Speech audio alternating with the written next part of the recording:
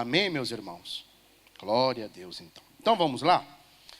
1 de Pedro, capítulo 1, versículo 13. 1 de Pedro 1, 13. Todo mundo encontrou? Então tá bom. Então vamos lá. Portanto, cingindo os lombos do vosso entendimento, sede sóbrios e esperai inteiramente na graça que se vos ofereceu na revelação de Jesus Cristo, como filhos obedientes, não vos conformando com as concupiscências que antes havia em vossa ignorância, mas, como é santo aquele que vos chamou, sede vós também santos em toda a vossa maneira de viver, porquanto escrito está: sede santos, porque eu sou santo. E, se invocais por Pai aquele que, sem acepção de pessoas, julga segundo a obra de cada um, andai em temor durante o tempo da vossa, o quê? Peregrinação. Vamos ler novamente, tá? Apenas o versículo 17. E se invocais por Pai aquele que, sem acepção de pessoas, julga segundo a obra de cada um, andai em temor durante o tempo da vossa peregrinação. Eu quero falar com vocês hoje a respeito de temor. O que é o temor, pastor? Esse temor é o temor de respeito, é o temor de submissão, de reverência à palavra de Deus. É desse temor que nós vamos tratar nessa noite. Temor esse que o apóstolo Pedro, nós acabamos de ler, ele diz que deve existir na nossa vida durante a nossa peregrinação aqui nesse plano terreno. Até porque aqui, irmãos, como a própria palavra diz, aqui nós somos o quê? Peregrinos e forasteiros, ou seja, estamos aqui por um curto espaço de tempo. A nossa morada final não é aqui.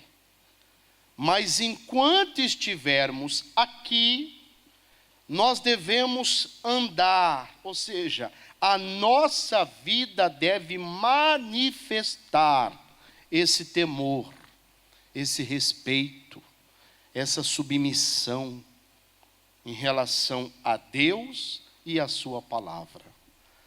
Mas sabe o que é triste? O triste é que isso não está existindo na vida de uma parcela das pessoas. E quando digo uma parcela, é uma parcela generosa, tá? Infelizmente, o temor é algo que cada dia mais está sendo menos visível na vida das pessoas. É triste você ver uma pessoa que um dia, irmão, um dia você olhou para aquela pessoa vivia uma vida reta, íntegra, demonstrando total temor a Deus e a sua palavra. Aí, muitas das vezes você contempla aquela mesma pessoa vivendo uma vida totalmente contrária àquela que vivia anteriormente. Infelizmente, na vida de muitos, o temor, ele dura só um período, quando na verdade deveria durar a vida toda. Então nós temos que olhar para nós mesmos E nós devemos fazer aquilo que a palavra diz. Nós devemos constantemente nos examinar. Nós devemos olhar para a nossa vida e vermos se de fato estamos vivendo essa vida em temor, em respeito, em submissão à palavra. Infelizmente, conforme eu disse, muitos estão perdendo esse temor. E pior do que perder o temor, é um engano que entra no coração da pessoa. A pessoa já está vivendo uma vida onde já não existe mais esse temor, mas ela acha que não, ela acha que aquele temor ainda está presente. No livro do profeta Jonas, vamos dar um pulinho lá, nós vamos aprender aqui algo importante. Jonas capítulo 1, vamos lá. Todos encontraram? Amém. Diz assim o texto, ó. E ele lhes disse: eu sou hebreu, e temo a quem? Ao Senhor, o Deus do céu, que fez o mar e a terra seca. Mas vamos entender algo importante, olha só. Vamos entender aqui o contexto. Embora a história de Jonas seja uma história muito conhecida, mas não custa nada aqui darmos uma pincelada. O Senhor Deus, ele chega para o Jonas e ele diz assim: Jonas, vá até a cidade de Nínive. Porque lá, Jonas, lá tem um povo, e esse povo vive uma vida no erro, na transgressão. Mas eu quero que você vá até lá, Jonas, e pregue a minha palavra para eles. E a Bíblia diz que Jonas até se levanta. Mas ao invés de ir para Nínive, ele foi para onde, gente? Para Tarsis, direção oposta. Quando ele vai para o porto, que dali saíam os navios em direção a Tarsis, estava lá um navio preparadinho, já estava pertinho de sair. A Bíblia diz que Jonas paga a passagem e Jonas entra naquele navio. Daqui a pouco, irmãos, uma grande tormenta, uma grande tempestade toma conta daquele lugar. Um desespero gigantesco se apodera dos tripulantes. Todo mundo ali achando que eles iriam naufragar e todos iriam morrer afogados. E o Jonas? O Jonas estava lá no porão do navio, dormindo o sono do justo, como se nada tivesse acontecendo. Até que encontram Jonas lá, levam o Jonas para cima, e eles começam então a te interrogar, né? Quem é você? O que você está fazendo aqui? Aí Jonas chega e fala: eu sou hebreu. Até aí tudo bem. Mas o que ele fala em seguida é o que nos faz refletir.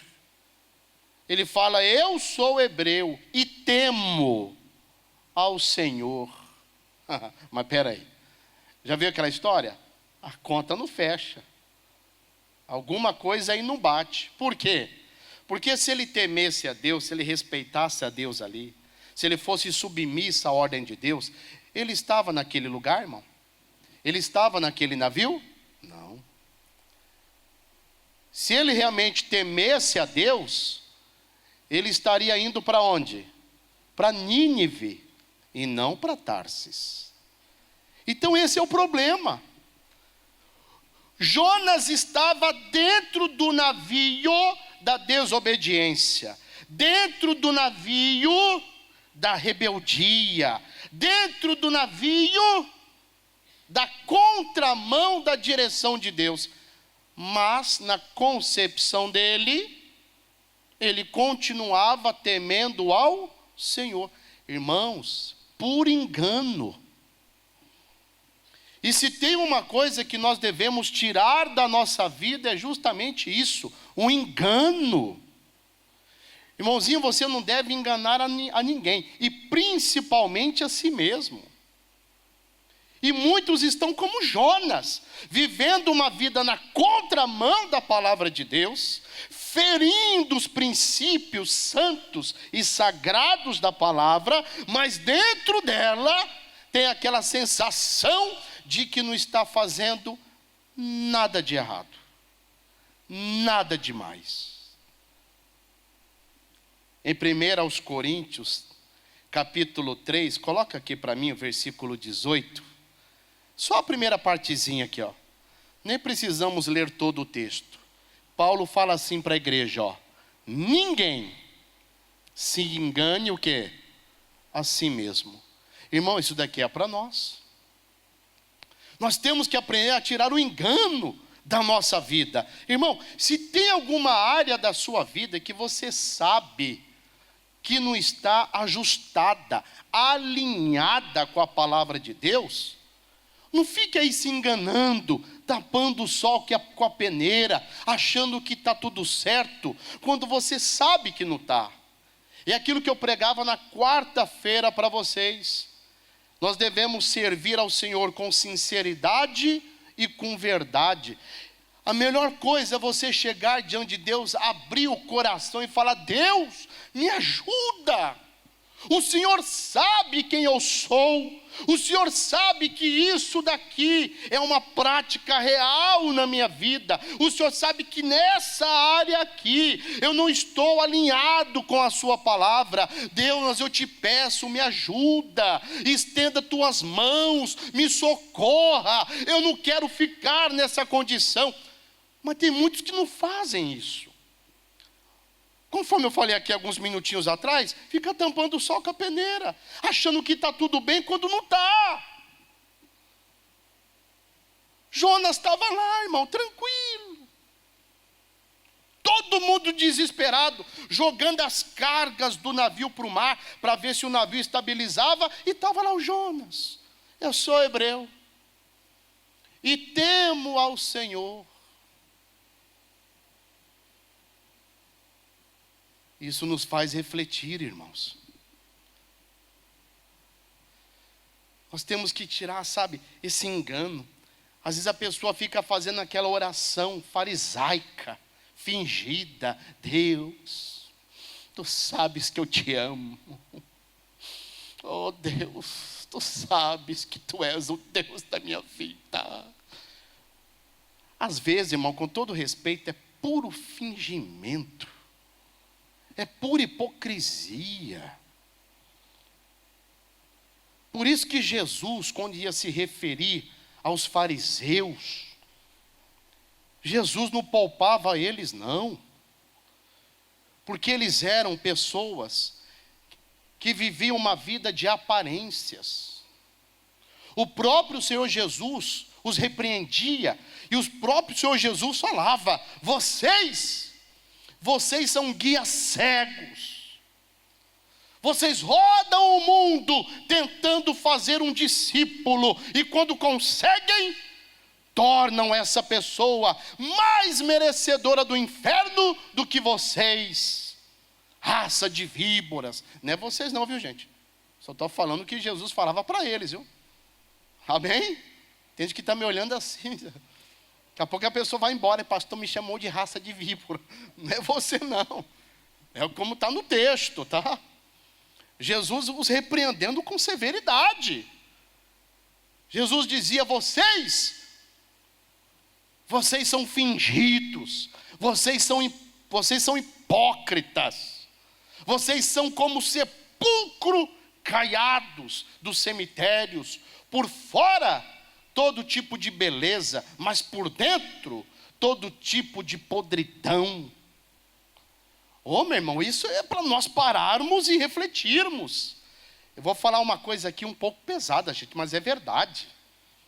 Às vezes, irmão, a pessoa está exalando, ao invés do bom perfume de Cristo, ela está exalando o cheiro mau da caatinga do inferno.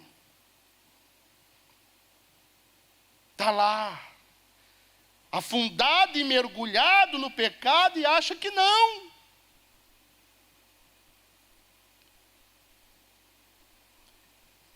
É hora de nós lançarmos fora o engano. É hora de nós lançarmos, para longe da nossa vida, irmãos, aquilo que nos impede de caminharmos rumo à perfeição, caminharmos o caminho da santidade que o próprio Cristo nos ordena. O que nós temos que entender, irmãos, é que nós temos que ser sinceros com Deus. Nós temos que ajustar a nossa vida de acordo com a palavra dEle. Até porque se não fizermos isso, se encobrirmos as coisas, a nossa vida não avança. Em Provérbios 28:13, pode pôr para mim aqui também, por favor? Olha o que a Bíblia diz: o que encobre as suas transgressões, nunca prosperará. Tem uma tradução que é NTLH, é fácil achar para mim aí, Juliano? Olha, ele foi ligeiro, esse rapaz é. Quem tenta esconder os seus pecados, não terá o quê? Sucesso na vida. Não há avanço, não há progresso. Por isso que a melhor coisa, irmão, é se acertar, é chegar diante de Deus, ser sincero, conforme eu falei agora há pouco, é abrir o coração e falar: Deus, o Senhor sabe quem eu tenho sido, mas me ajuda a mudar, me ajuda a alinhar, a aprumar a minha vida, de acordo com a sua palavra. Até porque esconder, irmão, pode esconder de todo mundo. Pode esconder da esposa, do marido, do filho, da filha, do pai, da mãe, do patrão, do pastor, da tia, do tio. Pode fazer escondido de quem quiser. Mas de Deus ninguém se esconde. A própria palavra do Deus vivo diz: eis que os olhos do Senhor estão em todos os lugares, contemplando os bons e os maus. Deus tudo vê. Ainda que a pessoa leve para o túmulo, gente, todos estarão um dia diante do tribunal de Cristo. Ainda que a pessoa leve aquilo para o túmulo, um dia ela vai estar diante do grande trono branco. E ali tudo vai aparecer. A Bíblia diz que os seus olhos, mostrarão tudo. A sua boca vai confessar tudo. E muitos serão envergonhados naquele dia. Enquanto esteve aqui na terra, conseguiu encobrir, conseguiu disfarçar, mas diante do Todo-Poderoso, tudo vai aparecer. Por isso que a Bíblia diz, o Daniel fala, o profeta, que uns ressuscitarão, mas para a vergonha eterna. Então, para vivermos essa vida em temor, é necessário tirarmos o engano. Até porque, gente, querer consertar as coisas na eternidade não vai adiantar de nada. Quando fecharmos os olhos aqui e passarmos para o estado eterno, já está determinado onde você passará a eternidade. E na eternidade só existem 2 lugares: a glória de Deus e o tormento eterno. Não adianta clamar por misericórdia, não adianta querer acertar a vida, não adianta querer endireitar a vida quando já estiver lá. Vocês lembram da história do rico e do Lázaro? Lembram disso? Lembram? A Bíblia diz que o rico, quando abriu os olhos, ele estava lá, ardendo em chamas. E ele então olhava do outro lado, e ele via Abraão. E junto do Abraão estava o Lázaro, aquele mendigo que ele nunca estendeu a mão para ajudar. Aquele mendigo que comia do lixo que ele colocava na rua. E ele então clamava e gritava: Pai Abraão!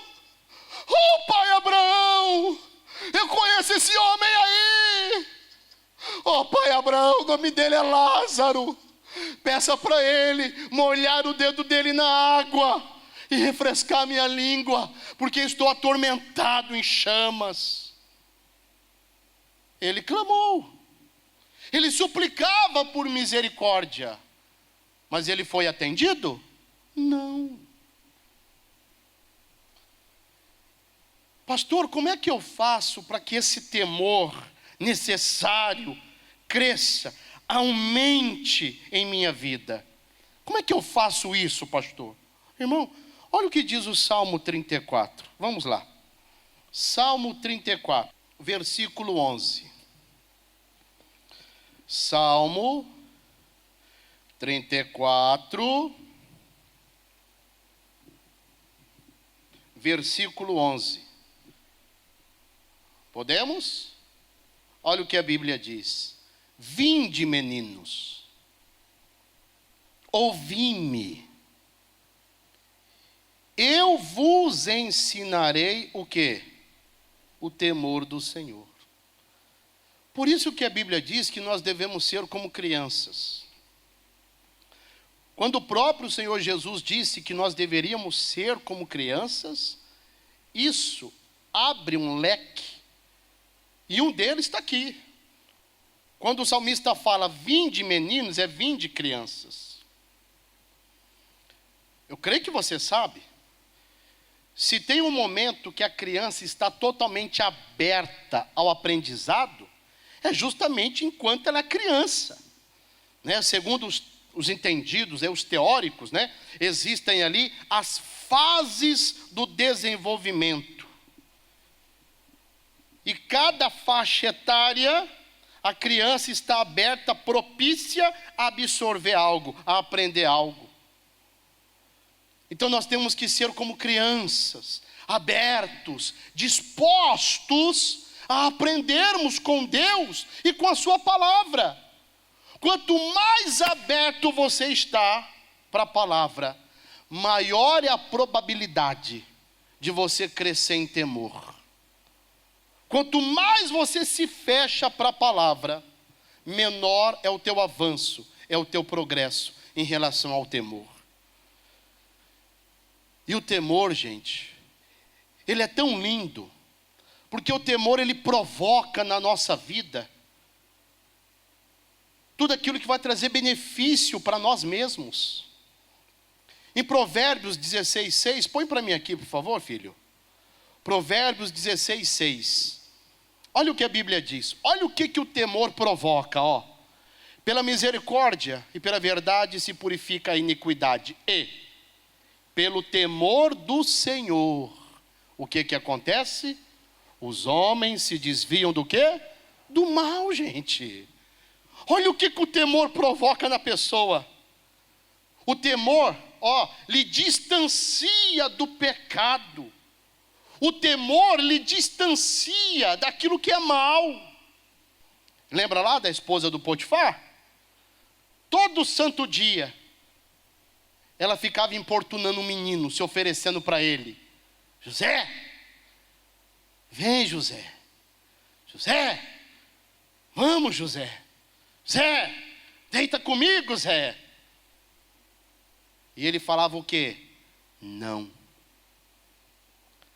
Até que teve um dia que ela insistiu tanto, ele chegou para ela e falou, olha só, como é que eu faria tamanho mal me deitando com a senhora e pecaria contra o meu Deus? Olha aí. Até que teve aquele dia, vocês conhecem a história, já que ela se oferecia, sem sucesso. Aí teve um dia que ela preparou o ambiente. A Bíblia diz que José chegou na casa para fazer o serviço dele e ninguém dos da casa estavam lá. Era uma mansão, possivelmente muitos serviçais. José chega, olha para um lado, ué, cadê todo mundo? Aí daqui a pouco abre a porta, lá no final do corredor. Ele olha assim, provavelmente ela deve ter se vestido, irmão, sabe, com vestes provocantes. Provavelmente ela deve ter ali preparado tudo para fazer com que o rapaz, sabe, caísse. Até que ela não se aguenta e ela avança no rapaz. E o José então empurra ela e sai o quê? Correndo. Ele fugiu. Temor. O temor faz isso. Além do temor fazer você se desviar do mal, a Bíblia chega a dizer, irmãos, que o temor, quem possui o temor, possui uma riqueza. Riqueza que o dinheiro não compra. Aqui mesmo em Provérbios, pode colocar na tela aí para mim? Provérbios capítulo de número 22, versículo 4. Olha o que a Bíblia diz. O galardão da humildade e o temor do Senhor são o quê? Riquezas e honra e vida. Irmão, a pessoa que possui o temor de Deus, meu irmão, essa pessoa possui uma riqueza que o dinheiro não compra. É esse temor que faz você ser uma pessoa diferente. Diferente onde você trabalha, onde você estuda, dentro e fora da igreja. É aquele tipo de pessoa que não quer levar vantagem sobre ninguém. Se foi no restaurante, tomou lá 2 sucos, vai chegar e passar no caixa, a moça cobra uns e fala, não, são 2. É até a oportunidade de você pregar o evangelho. A moça olha para você e fala, moço, obrigado. Se todos fossem assim, honestos. Aí você fala, eu sou assim por causa de Jesus, irmão. Jesus que habita em mim, que me faz ser assim. Olha aí, a oportunidade de pregar o evangelho. Uma outra característica do temor, o temor sempre está acompanhado com quem é sábio. Sabia disso? Jó 28, 28. Olha o que diz. Jó 28, 28. Coloca para mim aqui, por favor. Mas disse ao homem, eis que o temor do Senhor é o que, gente? Sabedoria.